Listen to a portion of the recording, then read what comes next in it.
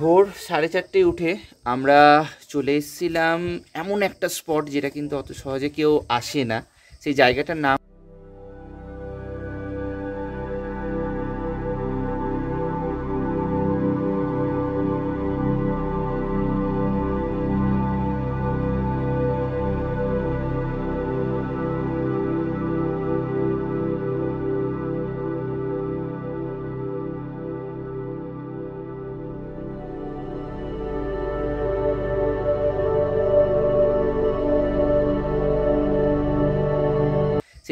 নাম হলো উসুলডুংরি sunrise point.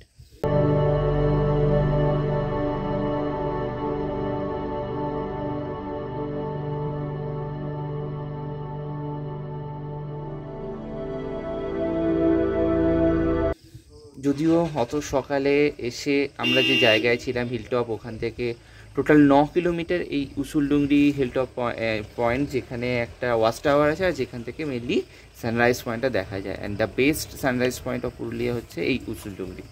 কিন্তু এখানে আসার পর আমরা একটু উদাসটা কেন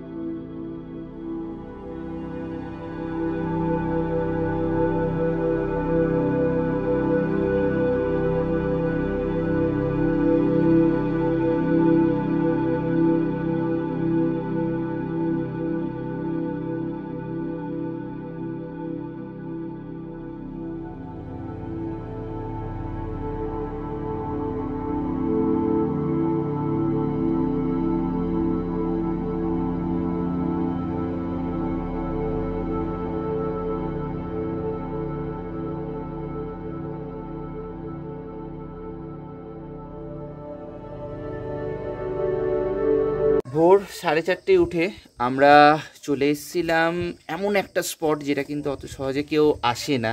সেই জায়গাটার নাম হলো উসুলডুংরি সানরাইজ পয়েন্ট।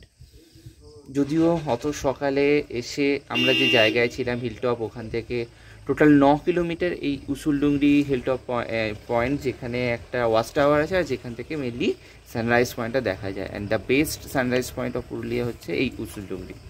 কিন্তু এখানে আসার পর আমরা একটু উদাসটা কেন সেটা বলে দিই। তোমরা এখানে দেখতে পাচ্ছ পুরো ঘন কুয়াশাতে চারিদিক এতটাই ঢেকে গেছে যে কিছু দেখা যাচ্ছে না। আমরা এখন ওয়াচ টাওয়ারের ঠিক উপরে আছি, তোমাদের জাস্ট ওয়াচ টাওয়ারটা দেখিয়ে দিচ্ছি। বিভিন্ন অ্যাঙ্গেলে বিভিন্ন এরিয়াতে এই ওয়াচ টাওয়ারের জায়গাগুলো করা আছে, কিন্তু মনে হচ্ছে না আজকে আমরা সূর্যি মামার দেখা পাবো, কারণ অলরেডি সূর্য ওঠার টাইম কিন্তু পেরিয়ে গেছে।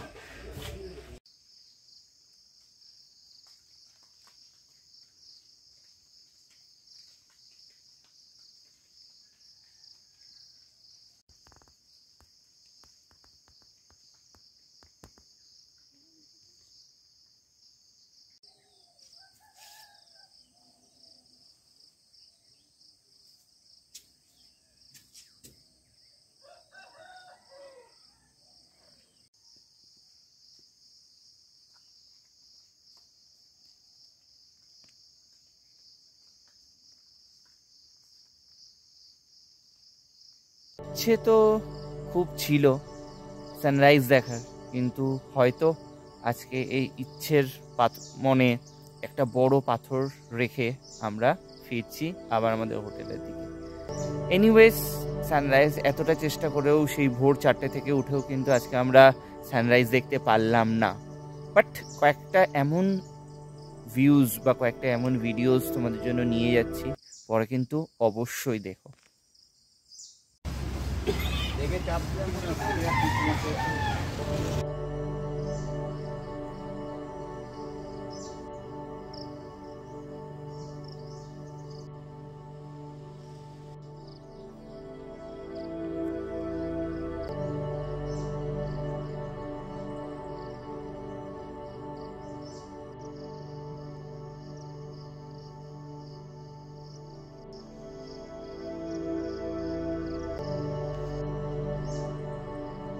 পুরুলিয়াতে এসে এই জঙ্গলের মাঝে আমরা এমন কিছু দেখতে পেলাম যেটার প্রথম জিনিসটাই কিন্তু আমার ভয় লাগে, সেটা হচ্ছে বিভিন্ন ধরনের মাকড়সা। আজকে এই ভিডিওর কালেকশানে তোমাদের এমন কিছু বিভিন্ন প্রজাতির মাকড়সা দেখাবো, তার মধ্যে এই দেখো, এই আরেকটা প্রজাতি।